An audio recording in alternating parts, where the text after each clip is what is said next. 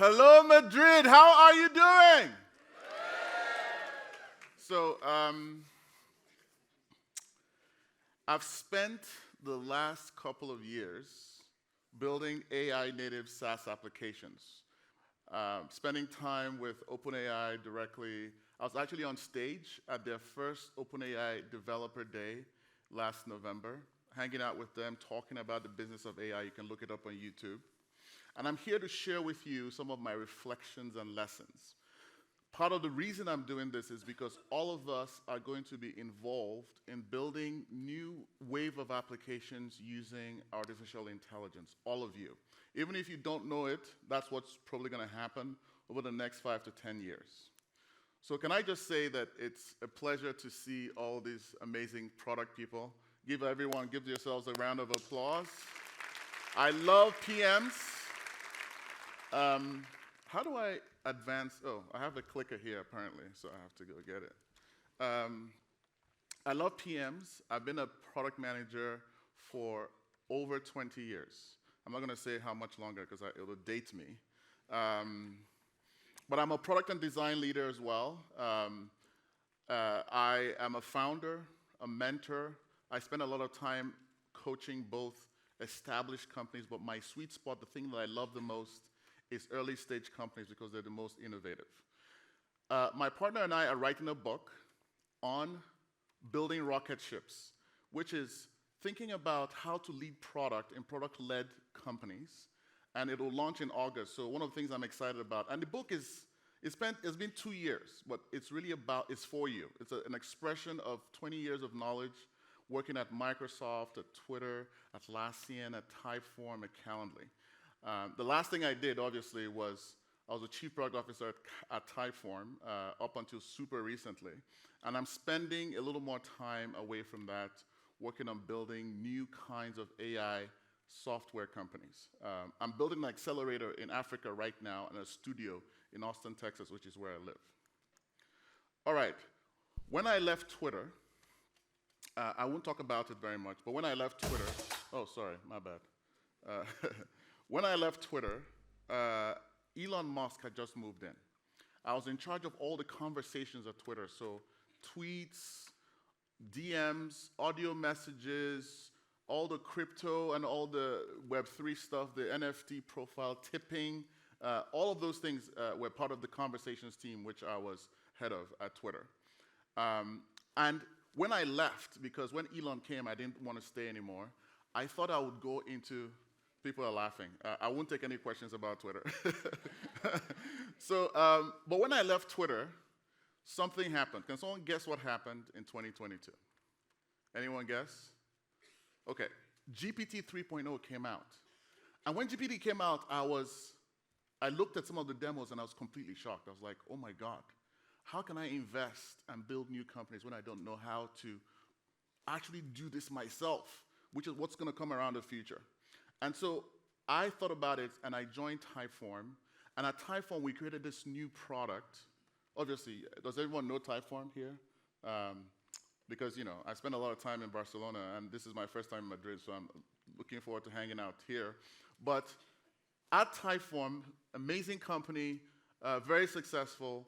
We also, in the last 2 years, built an AI-driven application. We tried to disrupt ourselves. And that's what gave birth to Formless. So we're going to play a little video and show you what Formless is. Then I'll talk about AI, then talk about the experience with Formless, because I think examples from a practical experience is what's going to help you. So let's go. I hope you don't mind if I dance on stage.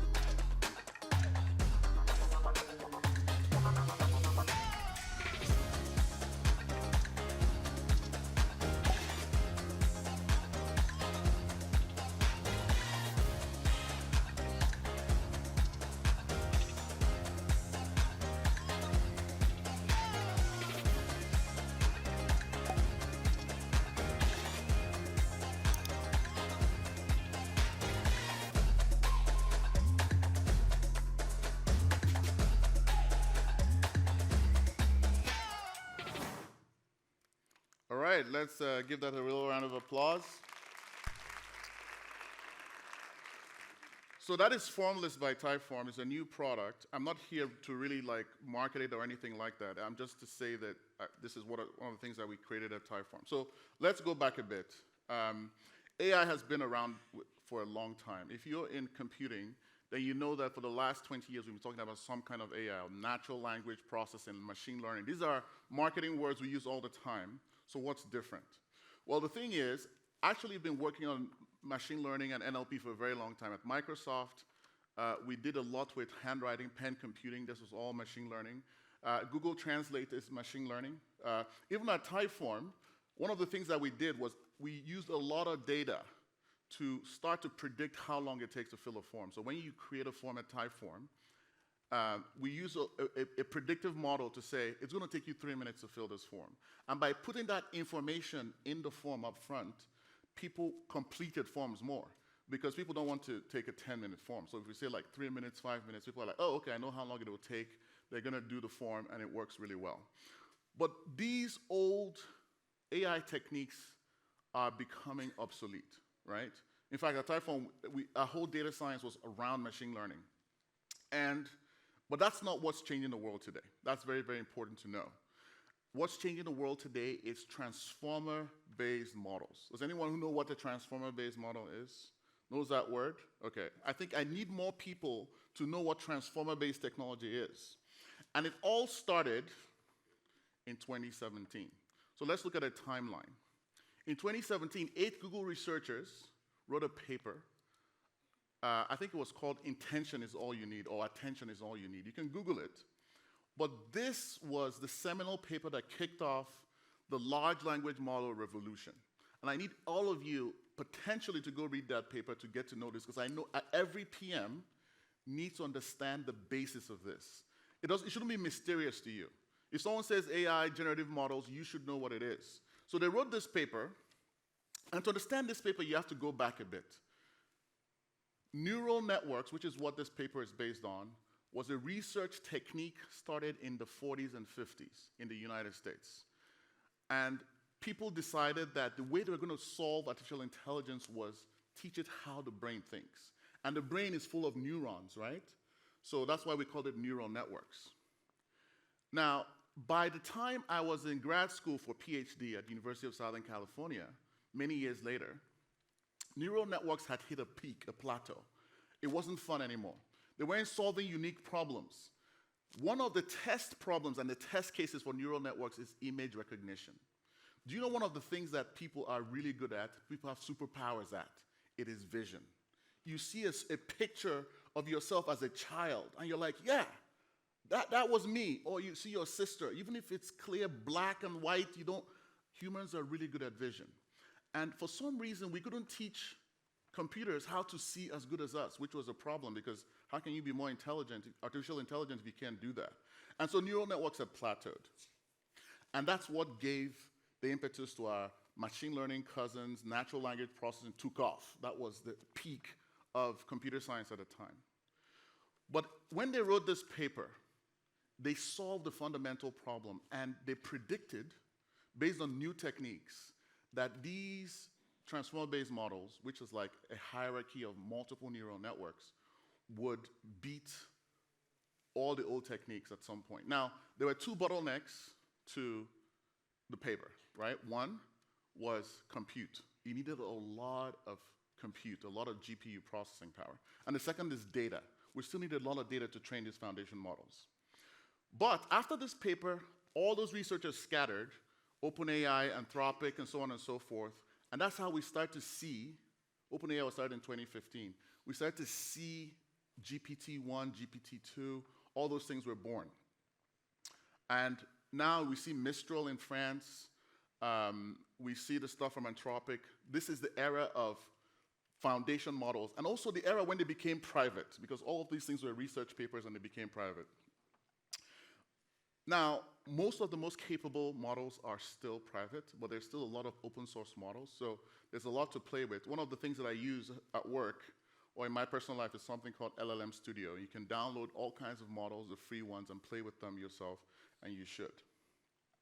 Now, what's happening next is that people are thinking about building artificial general intelligence.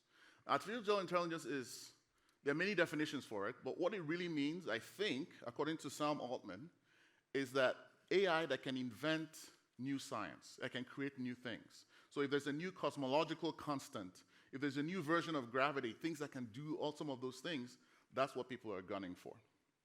Now, I want to pause for a second because I don't want to scare anyone and talk a little bit about some things that are important to understand about this AI revolution, something that you need to internalize.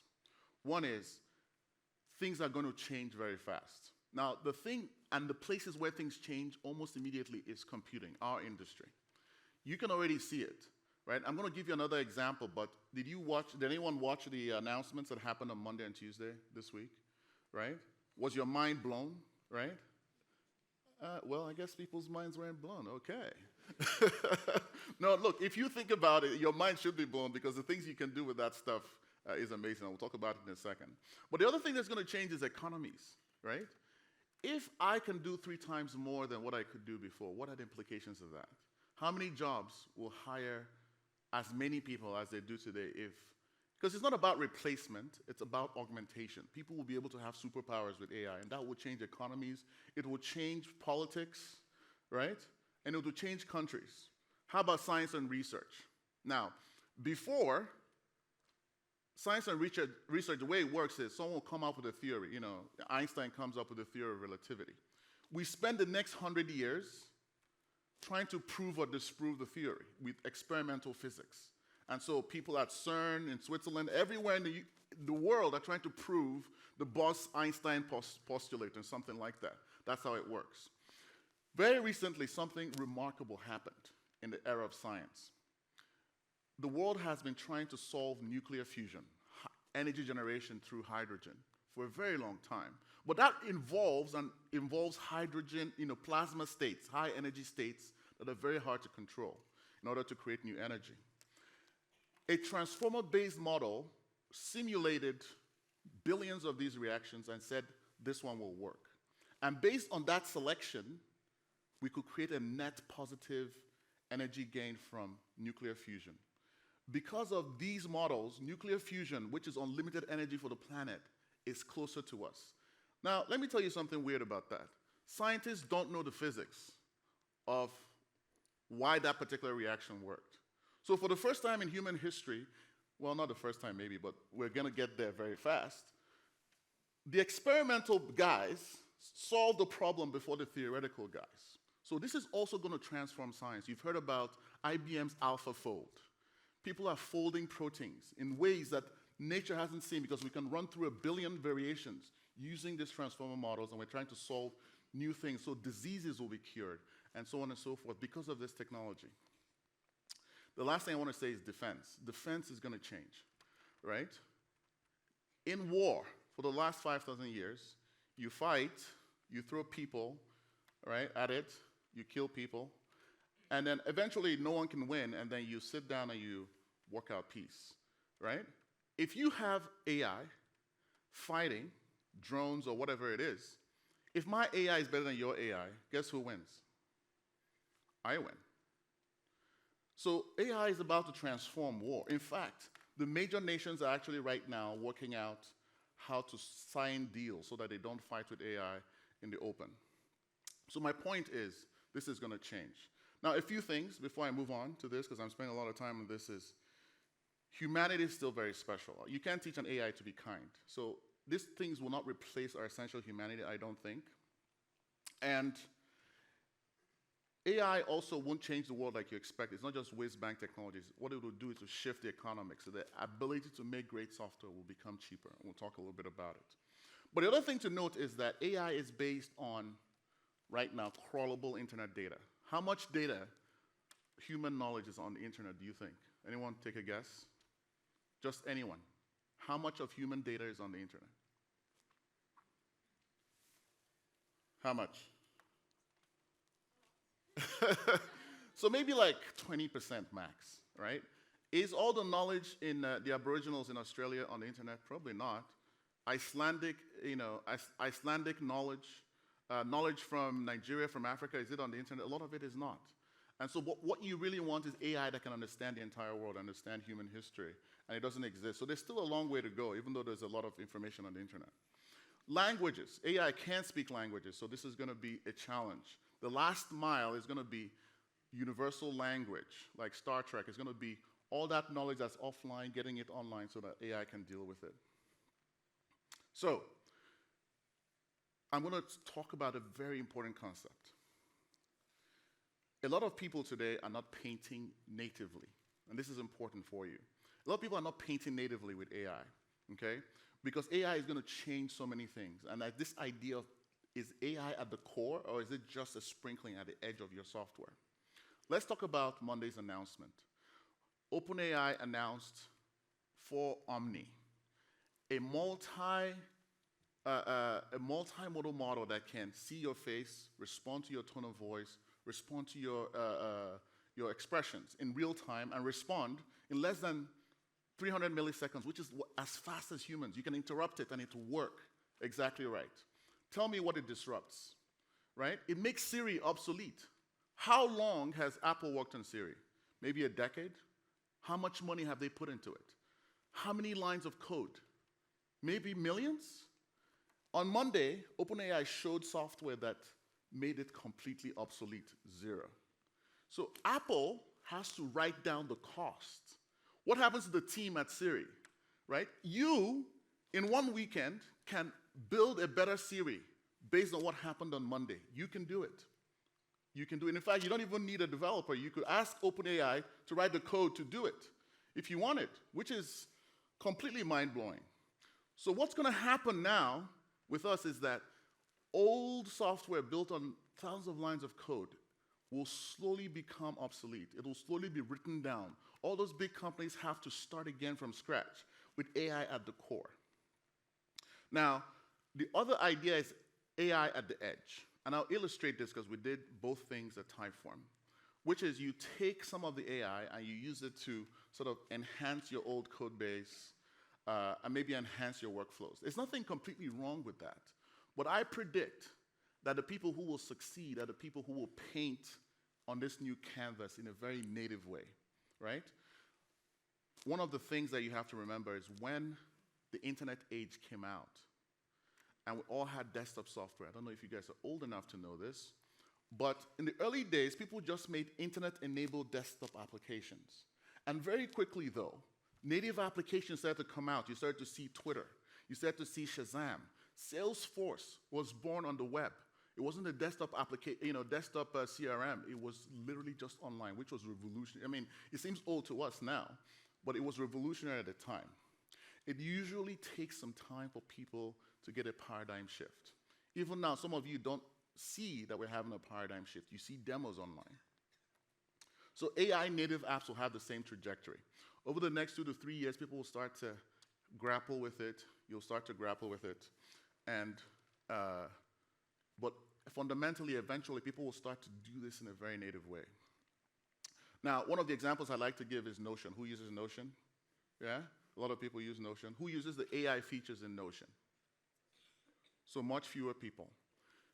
To me, no shade on Notion, some of the ways that AI is used in Notion is AI at the edge. You know, you do a right click, it says, ask the AI. But to ask the AI takes more time than to just do the bullet point and the formatting you want it to do, which doesn't help me very much, right? So Notion is playing with this, but it's not yet fundamental. It's not yet at the core. But if you think about applications at the core with AI, you think of a co-pilot, generate code immediately, test code. You look at agent technology from the Tuesday announcement at Google I/O. You look at Formless, which I just showed you a video about and we'll talk about a little deeper in a second. The people who will win are in the second category. You can't just sprinkle AI on top of your application and think it's going to work.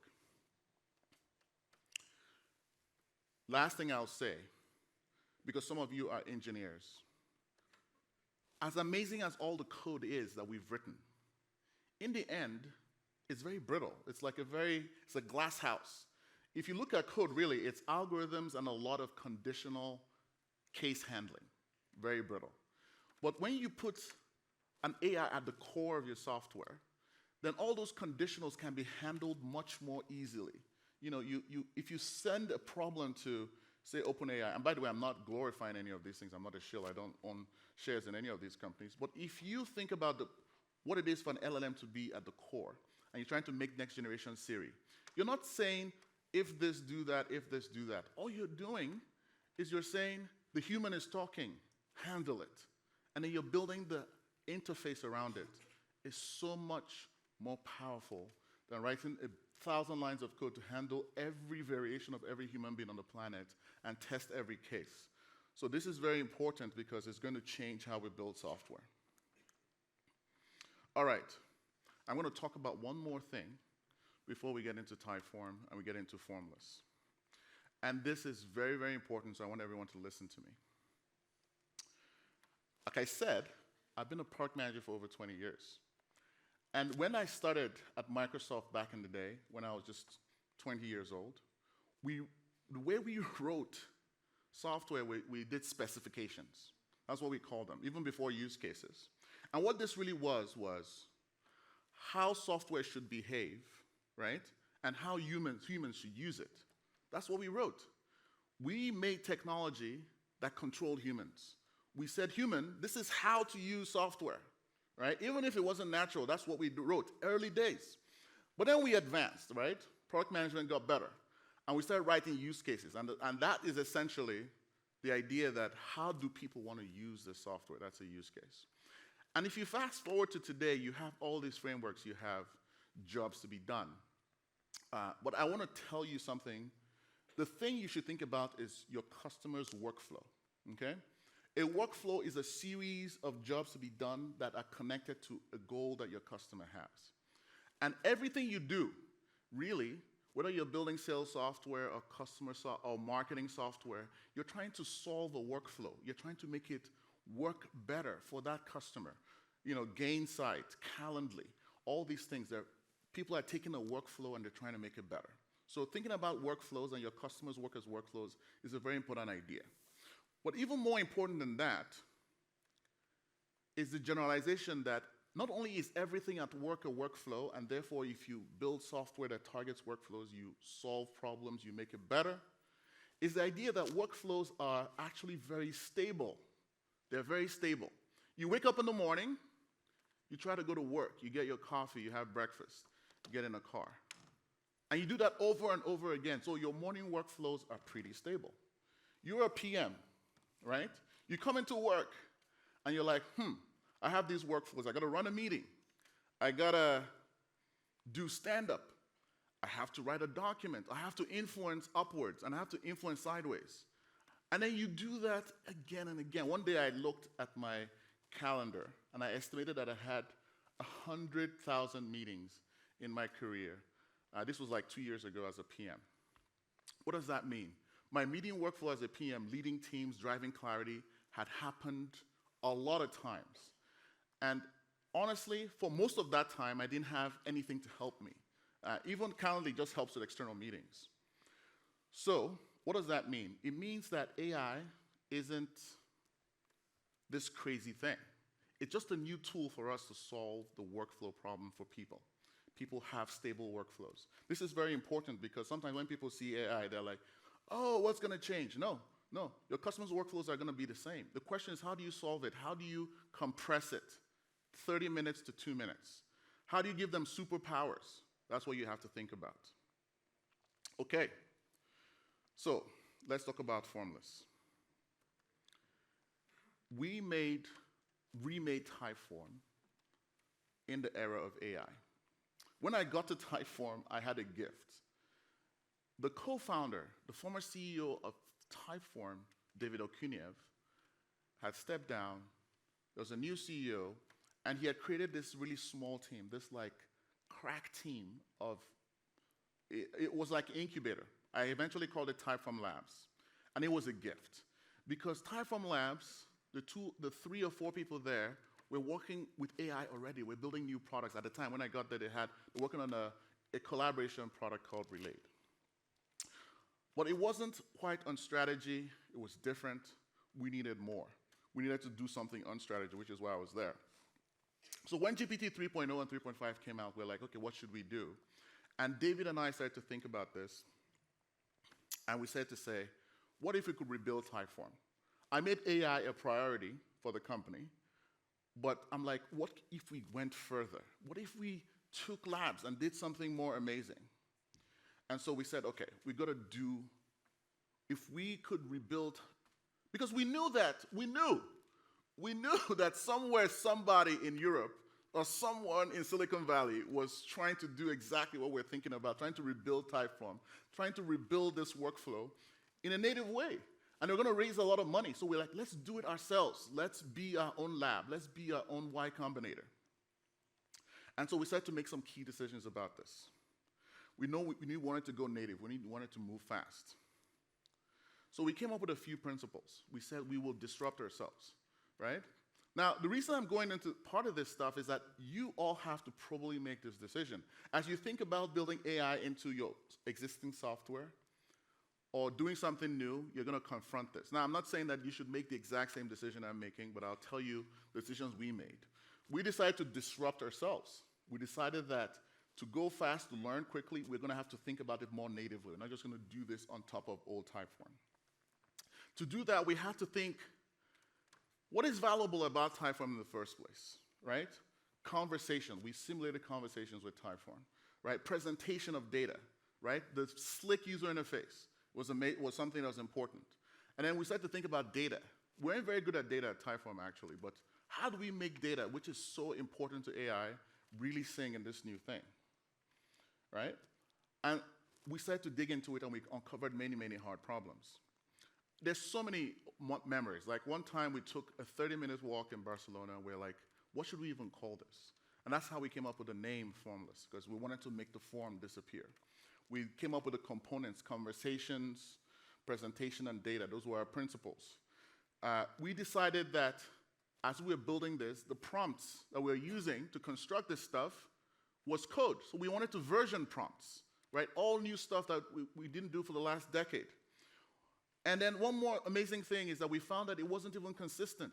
We wanted this thing to have personalized conversations with everybody, but sometimes it would hallucinate. How do we stop it from hallucinating, right? These are all things we have to grapple with, and you probably have to grapple with, because the hallucination problem is important. If it's not consistent, how do you test it?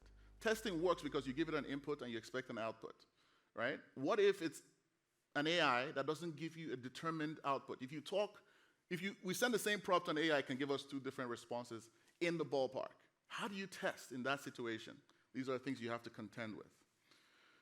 And finally, if you're going to have a conversation with an AI like a form, but it's free-form conversation, how do you turn that back into data, right? And then how do you query the data?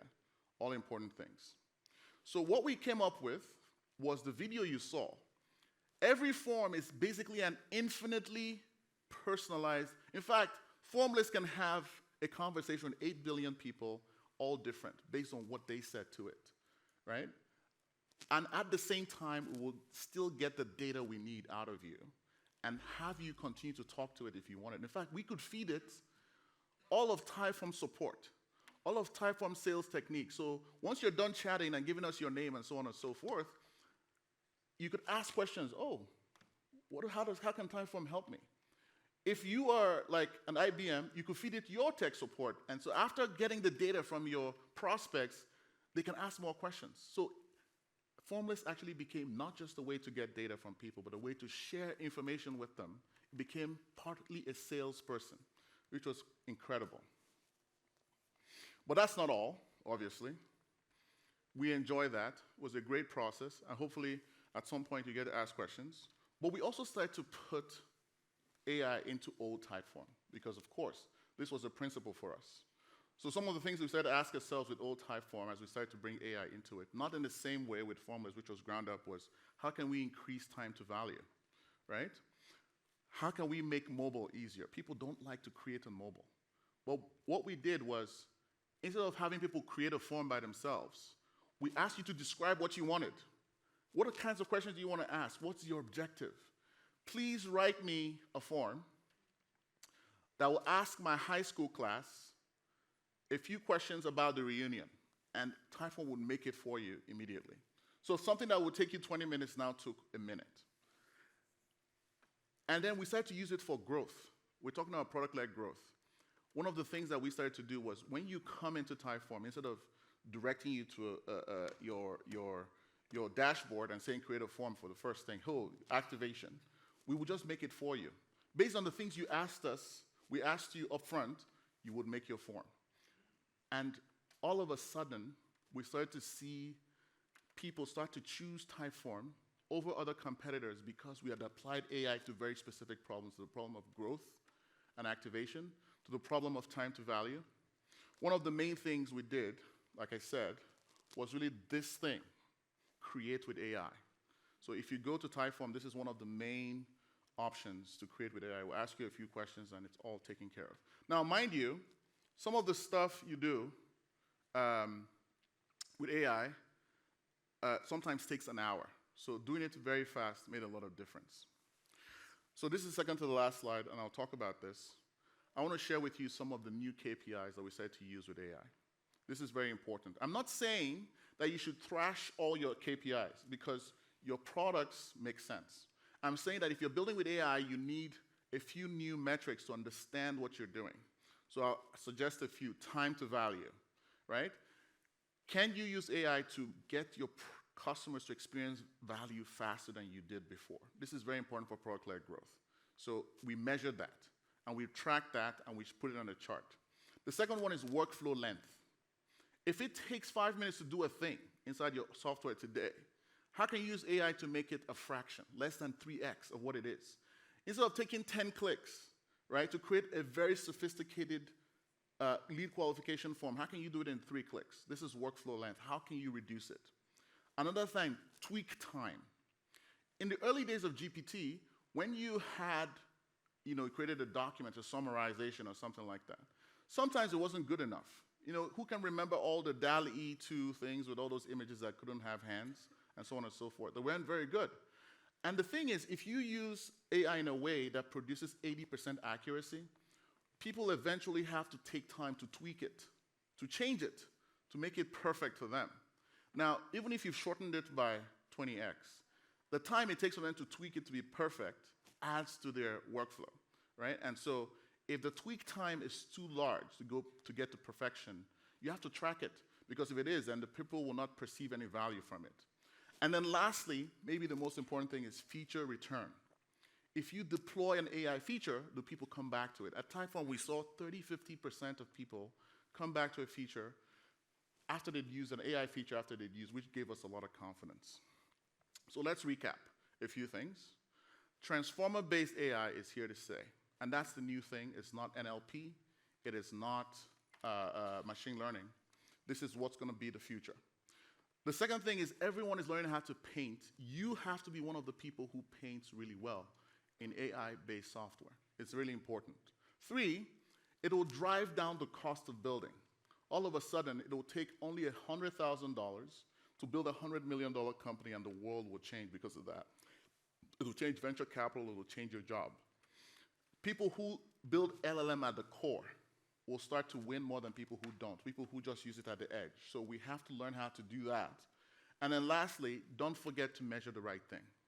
If you measure the right thing, then you will start to see incremental advantage when you use these techniques. Don't measure bullshit. And so the last thing I want to do is, when I talk about these things, sometimes I scare people. They're like, shit, can I keep up? What's going to happen in the future? So I want everyone to just raise their hand, because we're going to do a small pledge. Just raise your hand. I'm not going to make you say anything crazy, right? I want to empower you. I want to empower you to be ready for the next generation of building AI software, which, whether you know it or not, will happen. So say after me. I'm going to say it twice. I will understand the tech behind transformer-based AI. Say it. I will understand the technology behind transformer-based AI. This part of the pledge is so that you go back and figure it out. Go do some research, okay? You can't all be civilians. No one here is a civilian. You're in the army, okay? The second part of the pledge, raise your hand, keep it raised. I will use it every week. I will use it every week. Yes, this is a commitment device. I want you get your ChatGPT subscription, even if your company doesn't buy it, pay for it, use it. Okay? And then raise your hand again one more time. I will be creative with it. You're going to start to write your own tools and so on and so forth. So that's it. So thank you very much, everyone. Follow me on Substack and LinkedIn. The book will come out in the fall. And thank you very much.